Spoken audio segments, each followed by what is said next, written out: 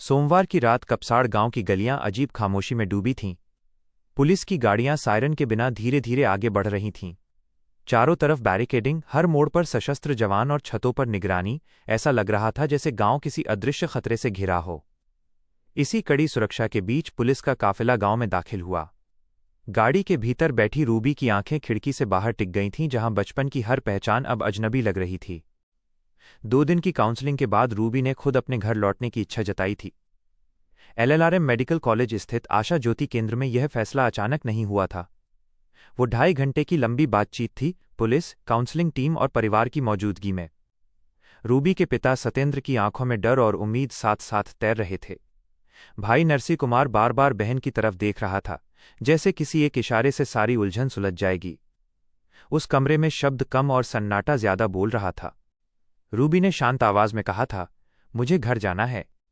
उस एक वाक्य में बीते कई दिनों की थकान, डर और हिम्मत सिमट आई थी। काउंसलर्स ने सवाल किए, पुलिस ने औपचारिकताएं समझाईं और कोर्ट के आदेश के मुताबिक आगे की प्रक्रिया तय हुई। जब सहमति बनी तब जाकर तय हुआ कि रात के अंधेरे में ही उसे गांव पहुंचाया जाएगा, ताकि किसी तरह की भीड़ या अप्रिय स्थिति न बने। गांव में हालात पहले से ही तनावपूर्ण थे। गुरुवार को हुए अपहरण और उसके बाद रूबी की मां सुनीता की फरसे से हत्या ने पूरे इलाके को हिला दिया था। वो खबर नहीं, एक सदमा था जिसकी गूंज हर घर तक पहुंची थी। सुनीता की मौत ने गांव की नींद छीन ली थी। लोग फुसफुसाकर बातें करते, दरवाजे जल्दी बंद हो जाते और हर अनजान आहट पर दिल धड़क उठता। रात करीब 8 बजे जब काफिला कपसाड़ पहुंचा तो पुलिस बल पहले से तैनात था।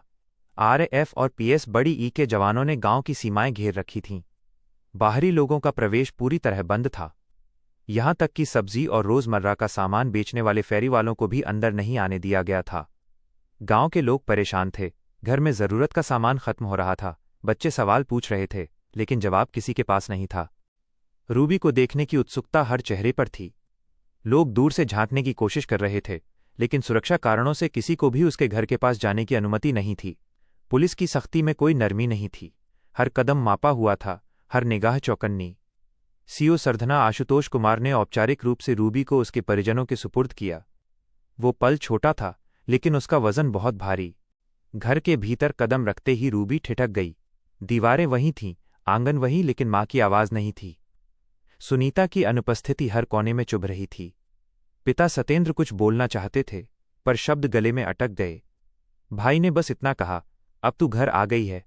उस वाक्य में राहत भी थी और डर भी कि आगे क्या होगा कोई नहीं जानता। गांव में दहशत अब भी कायम थी। आरोपी पारस सोम की गिरफ्तारी हो चुकी थी। रूबी सकुशल मिल चुकी थी, फिर भी माहौल सामान्य नहीं हुआ था। पुलिस प्रशासन ने 5वें दिन भी किसी तरह की ढील नहीं दी। गांव के रास्ते सील थे, बैरिकेडिंग जस की तस थी। सूत्रों के मुताबिक पुलिस ने रूबी और पारस सोम के घर के आसपास कई सीसीटीवी कैमरे भी लगवाए थे, ताकि हर आने जाने वाले पर नजर रखी जा सके। एसएसपी/डीआईजी डॉक्टर विपिन ताड़ा खुद हालात पर नजर बनाए हुए थे। उनका साफ कहना था कि कुछ शरारती तत्व माहौल बिगाड़ने की कोशिश कर सकते हैं, इसलिए एहतियात जरूरी है।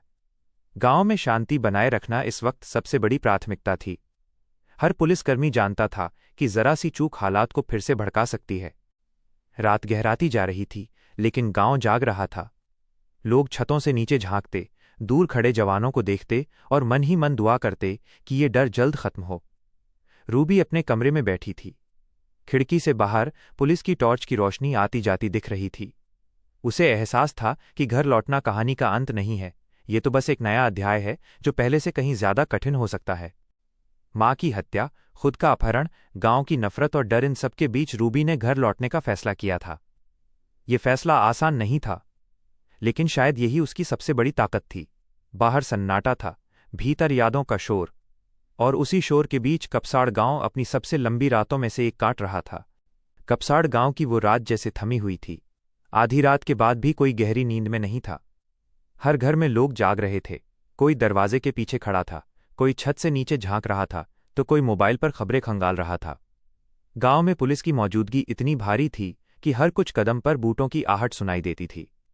टॉर्च की रोशनी गलियों में घूमती रहती, जैसे अंधेरे को भरोसा ही न हो कि वो टिक पाएगा। रूबी अपने कमरे में चुपचाप बैठी थी। दीवार पर टंगी मां सुनीता की तस्वीर उसकी नजरों से हट ही नहीं रही थी।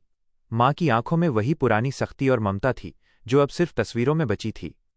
रूबी ने आंखें बंद की, लेकिन यादें और तेज हो गईं। वो दिन, वो चीख, वो खून और फिर अंधेरा। काउंसलिंग में उसने बहुत कुछ कहा था, बहुत कुछ रोया था, लेकिन घर लौटकर दर्द का वजन फिर से भारी हो गया था। पिता सतेंद्र आंगन में बैठे थे। सामने पुलिस का जवान खड़ा था, जैसे परिवार का हिस्सा बन गया हो। सतेंद्र को ये सुरक्षा जरूरी भी लगती थी और बोझिल भी। उन्हें डर था, लोगों से, अफवाहों से, उन निगाहों से जो सहानुभूति और शक के बीच झूल रही थीं। गांव में हर कोई कुछ न कुछ कह रहा था। कोई कहता अब सब ठीक हो जाएगा, तो कोई फुसफुसाता अभी तो आग अंदर ही अंदर सुलग रही है। सुबह होते होते गांव की परेशानियां और साफ दिखने लगीं। दूध नहीं पहुंचा, सब्जी नहीं आई, बाजार पूरी तरह बंद था। बच्चों को स्कूल भेजने का सवाल ही नहीं था। महिलाएं घरों में बैठी आपस में बात कर रही थीं, धीमी आवाज में, दरवाजे बंद करके। हर बातचीत का केंद्र वही था, अपहरण, हत्या और रूबी की वापसी। पुलिस प्रशासन किसी भी हाल में रिस्क नहीं लेना चाहता था। गांव की सीमाओं पर बैरिकेडिंग बनी रही। बाहरी लोगों को अंदर नहीं आने दिया जा रहा था। यहां तक कि रिश्तेदारों को भी कई बार समझा बुझाकर वापस भेज दिया गया। अधिकारियों को अंदेशा था कि कोई भी छोटी घटना बड़े तनाव में बदल सकती है, इसलिए सख्ती जारी थी। इसी बीच आरोपी पारस सोम से पूछताछ की खबरें भी फैल रही थीं। लोग जानना चाहते थे, क्यों हुआ ये सब, क्या वजह थी, क्या सच सामने आएगा। लेकिन पुलिस ने साफ कर दिया था कि जांच संवेदनशील है और अफवाहों से दूर रहना जरूरी है। फिर भी गांव अफवाहों से भरा था। कोई कहता कुछ और ही बात है, तो कोई कहता सच कभी सामने नहीं आएगा। रूबी के लिए सबसे मुश्किल था लोगों की नज़रों का सामना। वो जब छत पर गई तो दूर खड़े कुछ लोग उसे देखने लगे। किसी की नज़र में दया थी, किसी में जिज्ञासा, किसी में शक। रूबी ने तुरंत नीचे आना ही ठीक समझा। उसे एहसास हो रहा था कि अब उसकी हर हरकत देखी जाएगी, तौली जाएगी। वो सिर्फ एक लड़की नहीं रही थी, वो एक घटना का चेहरा बन चुकी थी। काउंसलिंग टीम ने दोबारा संपर्क किया। उन्होंने साफ कहा कि रूबी की मानसिक स्थिति सबसे अहम है, जरूरत पड़ी तो आगे भी मदद दी जाएगी। पुलिस ने परिवार को समझाया कि किसी भी दबाव या धमकी की स्थिति में तुरंत सूचना दें। घर के आसपास लगे सीसीटीवी कैमरे लगातार चल रहे थे। रात दिन पुलिस गश्त जारी थी। दिन ढलते ढलते गांव में हल्की बेचैनी और बढ़ गई। लोग थक चुके थे, डर से भी, पाबंदियों से भी। कुछ ग्रामीणों ने प्रशासन से ढील देने की मांग की, खासकर रोजमर्रा के सामान को लेकर। अधिकारियों ने आश्वासन दिया कि हालात सामान्य होते ही राहत दी जाएगी, लेकिन फिलहाल सुरक्षा पहली प्राथमिकता है। रूबी ने शाम को पिता से कहा, बाबा, क्या जिंदगी कभी पहले जैसी होगी? सतेंद्र ने जवाब नहीं दिया। वो जानते थे कुछ सवालों के जवाब शब्दों में नहीं होते। उन्होंने बस बेटी के सिर पर हाथ रखा। उस स्पर्श में वादा भी था और असहायता भी। गांव में 5वां दिन था, लेकिन तनाव कम होने का नाम नहीं ले रहा था। पुलिस को लगातार इनपुट मिल रहे थे कि कुछ शरारती तत्व माहौल बिगाड़ने की कोशिश कर सकते हैं।